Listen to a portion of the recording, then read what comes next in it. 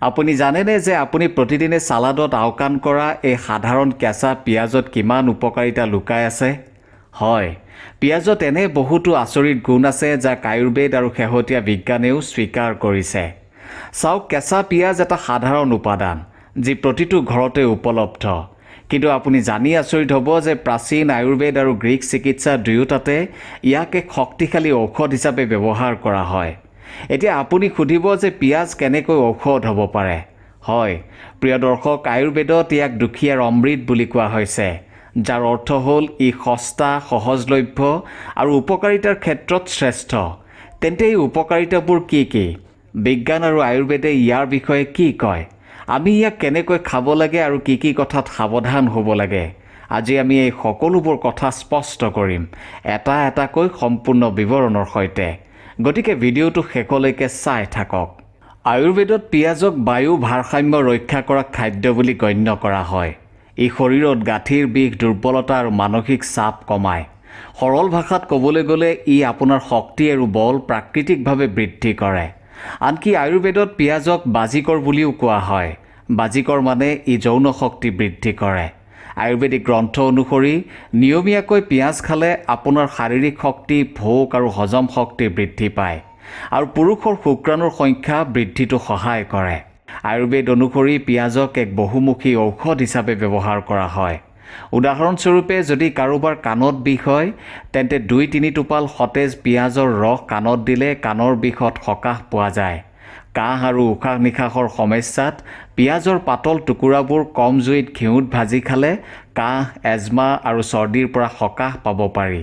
আৰু যদি কোনো ব্যক্তিৰ নাকৰ পৰা তেজ ওলায়, তেন্তে সেয়া বন্ধ কৰিবলৈ পিঁয়াজৰ সতেজ ৰস 2 টোপাল নাকত দিব পাৰি। এইটো এক প্ৰকাৰৰ ঘৰুৱা উপায়। ইয়াৰ উপৰিও পিঁয়াজক তেজ পৰিষ্কাৰক অৰ্থাৎ তেজৰ পৰা বিষাক্ত পদাৰ্থ আঁতৰোৱা আৰু শৰীৰৰ ৰোগ প্ৰতিৰোধ ক্ষমতা বৃদ্ধি কৰা বুলিও গণ্য কৰা হয়। যদি আমি আধুনিক বিজ্ঞানৰ ফালে চাওঁ, ই আমাক কয় যে পিঁয়াজত কোৱেৰচেটিন নামৰ এক বিশেষ এণ্টিঅক্সিডেণ্ট থাকে, যি আপোনাৰ শৰীৰৰ বাবে অতি উপকাৰী। আহকচোন আধুনিক বিজ্ঞান অনুসৰি পিঁয়াজ খোৱাৰ উপকাৰিতাসমূহ কেনেকুৱা চাওঁ। কেঁচা পিঁয়াজ খোৱাৰ প্ৰথম লাভালাভটো হ'ল আপোনাৰ হৃদযন্ত্ৰৰ স্বাস্থ্যৰ বাবে। পিঁয়াজত থকা কোৱেৰচেটিনে ৰক্তচাপ কমায় আৰু প্ৰদাহ হ্ৰাস কৰে, যিয়ে হৃদযন্ত্ৰৰ সামগ্ৰিক স্বাস্থ্যত এক ইতিবাচক প্ৰভাৱ পেলায়। কিছুমান প্ৰাৰম্ভিক পৰীক্ষাই কয় যে পিঁয়াজে কলেষ্ট্ৰল কমাব পাৰে আৰু এথেৰ'স্ক্লেৰ'চিছ অৰ্থাৎ ধমনীত প্লেক জমা হোৱাও কমাব পাৰে। যদিও মানুহৰ ওপৰত ইয়াৰ প্ৰভাৱ সম্পূৰ্ণৰূপে বুজিবলৈ অধিক গৱেষণাৰ প্ৰয়োজন, কিন্তু প্ৰাথমিক প্ৰমাণে এই সংকেত দিয়ে যে পিঁয়াজে ইয়াৰ এণ্টিঅক্সিডেণ্ট আৰু ছালফাৰ যৌগৰ জৰিয়তে আমাৰ হৃদযন্ত্ৰৰ বাবে ভাল প্ৰভাৱ পেলাব পাৰে। পিঁয়াজ খোৱাৰ দ্বিতীয় ডাঙৰ লাভালাভটো হ'ল যে কেঞ্চাৰ প্ৰতিৰোধ কৰা। হয়, পিঁয়াজত থকা কিছুমান ফ্লেভনয়েড কেঞ্চাৰ প্ৰতিৰোধী। এই এণ্টিঅক্সিডেণ্ট যৌগবোৰে কেঞ্চাৰ কোষৰ বৃদ্ধিত বাধা দিয়াত সহায় কৰিব পাৰে। আনকি এটা অধ্যয়নত দেখা গৈছে যে পিঁয়াজৰ নিষ্কাশনে কলন কেঞ্চাৰ আৰু স্তন কেঞ্চাৰৰ কোষবোৰক ধ্বংস কৰা আৰু বৃদ্ধি ৰোধ কৰাটো আশাব্যঞ্জক ফলাফল দেখুৱায়। বিজ্ঞানীসকলে বিশ্বাস কৰে যে পিঁয়াজত কোৱেৰচেটিন আৰু এন্থোচাইনিন থাকে, যিয়ে পিঁয়াজক গভীৰ ৰঙা ৰং দিয়ে। ইয়াৰ বাবে ইয়াত কেঞ্চাৰৰ সৈতে যুঁজিব পৰা যথেষ্ট শক্তি থাকে। ডায়েবেটিছৰ বাবেও পিঁয়াজ খোৱাটো উপকাৰী। পিঁয়াজত থকা ছালফাৰ যৌগ আৰু কোৱেৰচেটিনে আপোনাৰ শৰীৰত ইনচুলিনৰ সংবেদনশীলতা উন্নত কৰাত আৰু আপোনাৰ যকৃতত শৰ্কৰাৰ বিপাক উন্নত কৰাত সহায় কৰিব পাৰে। কেঁচা পিঁয়াজ খোৱাৰ চতুৰ্থ লাভালাভটো হ'ল আপোনাৰ পাচনতন্ত্ৰ আৰু অন্ত্ৰৰ স্বাস্থ্যৰ বাবে। পিঁয়াজ ফাইবাৰ, বিশেষকৈ প্ৰ'বায়'টিক ফাইবাৰৰ এক ভাল উৎস। প্ৰ'বায়'টিকবোৰ এনে ফাইবাৰ যিবোৰ আমাৰ অন্ত্ৰত থকা ভাল বেক্টেৰিয়াই খায় আৰু সিহঁতৰ বাবে খাদ্য হিচাপে কাম কৰে। পিঁয়াজত ইনুলিন আৰু ফ্ৰুক্টো অলিগ'চেকাৰাইড নামৰ প্ৰ'বায়'টিক পদাৰ্থ থাকে, যিয়ে আপোনাৰ অন্ত্ৰত থকা উপকাৰী বেক্টেৰিয়াৰ সংখ্যা বৃদ্ধিত সহায় কৰে। এই ভাল বেক্টেৰিয়াবোৰে এই ফাইবাৰ ভাঙি চুটি শৃংখল ফেটি এচিড তৈয়াৰ কৰে, যিয়ে অন্ত্ৰৰ দেৱাল শক্তিশালী কৰাত সহায় কৰে, প্ৰদাহ কমোৱাত আৰু শৰীৰৰ ৰোগ প্ৰতিৰোধ ক্ষমতা বৃদ্ধিতো সহায় কৰে। অইন ভাষাত ক'বলৈ গ'লে কেঁচা পিঁয়াজ খালে পেটৰ স্বাস্থ্য উন্নত হয় আৰু আমাৰ ৰোগ প্ৰতিৰোধ ক্ষমতা শক্তিশালী হয়। আয়ুৰ্বেদত পিঁয়াজক মৃদু বিৰোচক বুলিও গণ্য কৰা হয়, যিয়ে কোষ্ঠকাঠিন্য দূৰ কৰাত সহায় কৰিব পাৰে। বৈজ্ঞানিক দৃষ্টিকোণৰ পৰা পিঁয়াজৰ এটা আকৰ্ষণীয় লাভালাভ হ'ল হাড়ৰ স্বাস্থ্য উন্নত কৰা। পিঁয়াজৰ এণ্টিঅক্সিডেণ্ট আৰু প্ৰদাহ প্ৰতিৰোধী যৌগবোৰে অস্টিঅ'পৰ'চিছৰ পৰাও ৰক্ষা কৰে। শেহতীয়াকৈ এটা অধ্যয়নত পোৱা গৈছে যে পিঁয়াজত থকা ফ্লেভনয়েডে অস্টিঅ'পৰ'চিছ ৰোগীৰ হাড়ৰ ঘনত্ব উন্নত কৰাত সহায় কৰে। যদি আপুনি নিয়মীয়াকৈ কেঁচা পিঁয়াজ খায় তেন্তে আপোনাৰ হাড়ৰ দুৰ্বলতা কমিব পাৰে আৰু বয়সৰ লগে লগে শৰীৰত যি দুৰ্বলতা আহিবলৈ ধৰে তাৰ পৰাও আপুনি সুৰক্ষা পাব পাৰে। কেঁচা পিঁয়াজত কিছুমান প্ৰাকৃতিক এণ্টিবায়'টিক গুণো আছে। দৰাচলতে পিঁয়াজৰ জ্বলা সোৱাদ আৰু চকুলো ওলোৱাৰ গোন্ধৰ আঁৰত ইয়াত থকা ছালফাৰ যৌগৰ হাত আছে, যি বেক্টেৰিয়া মাৰিবলৈ আৰু সিহঁতৰ বৃদ্ধিত বাধা দিয়াত অতি সহায়ক। 2022 চনৰ এক সমীক্ষা অধ্যয়ন অনুসৰি পিঁয়াজৰ কুৱেৰচেটিনে এইচ পাইলৰি নামৰ এক বেক্টেৰিয়াৰ বৃদ্ধিত বাধা দিব পাৰে। এইচ পাইলৰি মূলতঃ সেই একেই বেক্টেৰিয়া যে পেটৰ আলচাৰ আৰু কিছুমান প্ৰকাৰৰ পেটৰ কেঞ্চাৰৰ কাৰণ হয়। অইন ভাষাত ক'বলৈ গ'লে কেঁচা পিঁয়াজ খালে আমি পেটৰ সংক্ৰমণৰ পৰা কিছু পৰিমাণে বাচিব পাৰোঁ। বিশেষকৈ যদি আপোনাৰ এইচ পাইলৰি সংক্ৰমণ আছে, যিটো অতি সাধাৰণতে দেখা যায়, তেন্তে ইয়াৰ পৰা আপুনি যথেষ্ট সহায় পাব। কেৱল এয়াই নহয়, প্ৰিয় দৰ্শক, ই আপোনাক পেটৰ আৰু সাধাৰণ সংক্ৰমণৰ সৈতে যুঁজিবলৈও সহায় কৰিব পাৰে। আৰু এইটোৱেই কাৰণ যাৰ বাবে পৰম্পৰাগত ঘৰুৱা ৰন্ধন প্ৰণালীত চৰ্দি, কাহ আৰু ফ্লুৰ বতৰত সংক্ৰমণ প্ৰতিৰোধ কৰিবলৈও পিঁয়াজ ব্যৱহাৰ কৰা হয়। কেঁচা পিঁয়াজ খোৱাৰ বহুতো উপায় আছে। ইয়াত মই আপোনালোকক কিছুমান তেনে উপায় ক'বলৈ চেষ্টা কৰিছোঁ, যাতে আপুনি ইয়াৰ পুষ্টিকৰ গুণাগুণ নষ্ট নকৰাকৈ সহজে কেঁচা পিঁয়াজ আপোনাৰ আহাৰত অন্তৰ্ভুক্ত কৰিব পাৰে আৰু লগতে ইয়াক উপভোগো কৰিব পাৰে। গতিকে প্ৰথমটো হ'ল ইয়াক ছালাডৰ দৰে ব্যৱহাৰ কৰা। আপুনি কেঁচা পিঁয়াজ মিহিকৈ কাটি বিলাহী, তিয়ঁহ আৰু মূলাৰ সৈতে ছালাডত খাব পাৰে।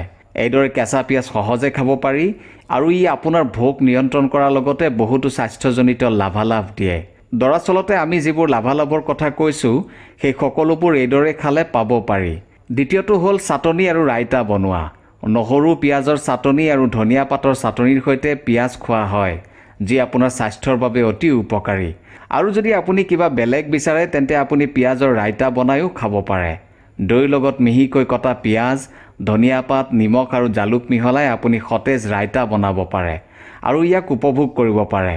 ই আপোনাক সোৱাদ লগাৰ লগতে আপোনাৰ পেটৰ বাবেও খুব ভাল হ'ব। তৃতীয়টো হ'ল ভিনেগাৰ পিঁয়াজ খোৱাৰ এক অতি জনপ্ৰিয় উপায়। কেঁচা পিঁয়াজ ভিনেগাৰৰ সৈতে নিমখ আৰু কেইবিধমান মছলা দি প্ৰস্তুত কৰা হয়, যি এক প্ৰকাৰৰ আচাৰ, যাক সাধাৰণতে আমাৰ ৰেষ্টুৰেণ্টবোৰত চিৰকেৱালা পিঁয়াজ বুলি জনা যায়। এই ধৰণৰ পিঁয়াজ কেঁচাই থাকে আৰু ইয়াৰ জ্বলা ভাবো কমি যায় আৰু সেইবাবে ইয়াক খোৱাটো অতি সহজ। ই দেখিবলৈও ধুনীয়া, খাদ্যৰ সোৱাদ বঢ়ায় আৰু আপোনাৰ পেট আৰু স্বাস্থ্যৰ বাবেও উপকাৰী। আৰু শেষত আপুনি সাধাৰণভাৱে আপোনাৰ তৰকাৰীৰ সৈতে কেঁচা পিঁয়াজ খাব পাৰে। এইটো এটা পৰম্পৰাগত উপায় যাৰ দ্বাৰা আপুনি পিঁয়াজৰ শীতলতা আৰু হজম অনুকূল গুণৰ সম্পূৰ্ণ লাভালাভ পায়। প্ৰিয় দৰ্শক, কেঁচা পিঁয়াজ খোৱাৰ পিছত প্ৰায় মুখৰ পৰা এটা তীব্ৰ গোন্ধ আহে। ইয়াক কমাবলৈ আপুনি পিঁয়াজ কটাৰ পিছত ভালদৰে পানীৰে ধুব পাৰে বা আপুনি ইয়াক কিছু সময়ৰ বাবে ঠাণ্ডা পানীত তিয়াই থ'ব পাৰে। এনে কৰিলে ইয়াৰ কিছুমান ছালফাৰ যৌগ আঁতৰি যায় আৰু সোৱাদতো অলপ কোমল হয়। মনত ৰাখিব, আপোনাৰ বাবে পিঁয়াজ কাটি লগে লগে খোৱাটোৱেই উত্তম, কাৰণ যদি আপুনি পিঁয়াজ বহু সময় ধৰি খোলা ৰাখে তেন্তে ইয়াৰ অক্সিডেশ্যন আৰম্ভ হয় আৰু ইয়াৰ উপকাৰিতা ক্ৰমান্বয়ে কমি যায়। প্ৰিয় দৰ্শক, সকলো বস্তুৱে সকলোৰে বাবে উপযুক্ত হোৱাটো জৰুৰী নহয়। এই নিয়মটো কেঁচা পিঁয়াজৰ ক্ষেত্ৰতো প্ৰযোজ্য। গতিকে যদি আপোনাৰ এচিডিটি বা গেছৰ সমস্যা আছে তেন্তে আপুনি কেঁচা পিঁয়াজ কমকৈ বা নাখাবই লাগে। যদি আপোনাৰ কোনো অস্ত্ৰোপচাৰ হ'বলগীয়া আছে তেন্তে কেঁচা পিঁয়াজ খোৱাৰ পৰা বিৰত থাকক, কাৰণ ই আপোনাৰ তেজ পাতল কৰিব পাৰে আৰু ৰক্তক্ষৰণৰ সমস্যাৰ সৃষ্টি কৰিব পাৰে। আৰু যদি আপুনি পিঁয়াজ খোৱাৰ পিছত অফিচত বহিব লাগে বা কোনো মিটিঙত যোগ দিব লাগে, তেন্তে নিশ্চিত কৰক যে আপুনি এটা ভাল মুখশুদ্ধি বা কিছু চফ বা ইলাচি খায়, যাতে আপোনাৰ মুখৰ গোন্ধই আনক আমনি নকৰে। গতিকে প্ৰিয় দৰ্শক, কেঁচা পিঁয়াজ কেৱল এটা গাৰ্নিছ বা ছালাড নহয়, বৰঞ্চ এক প্ৰাকৃতিক ঔষধ যিয়ে আপোনাক দৈনিক বহুতো ধৰণে সুৰক্ষা দিয়ে। এতিয়া আপুনি ইয়াক আওকাণ কৰিব বিচাৰে নে আপুনি আজিৰ পৰা ইয়াক আপোনাৰ আহাৰত ল'বলৈ আৰম্ভ কৰিব, সেয়া আপোনাৰ সিদ্ধান্ত। মনত ৰাখিব, সৰু সৰু খাদ্যৰ বাছনিয়ে ডাঙৰ স্বাস্থ্যজনিত লাভালাভৰ জন্ম দিয়ে আৰু এইবাৰ এই সৰু বাছনিটো পিঁয়াজৰ ৰূপত আছে। মোক কমেণ্ট কৰি জনাব যে আপুনি কেঁচা পিঁয়াজ কেনেকৈ খাবলৈ ভাল পায়, ছালাডত নে চাটনিত। তেতিয়ালৈকে সুস্থ থাকক, সুখী হৈ থাকক আৰু হয়, আজিৰ পৰা কেঁচা পিঁয়াজক অৱহেলা নকৰিব। ধন্যবাদ।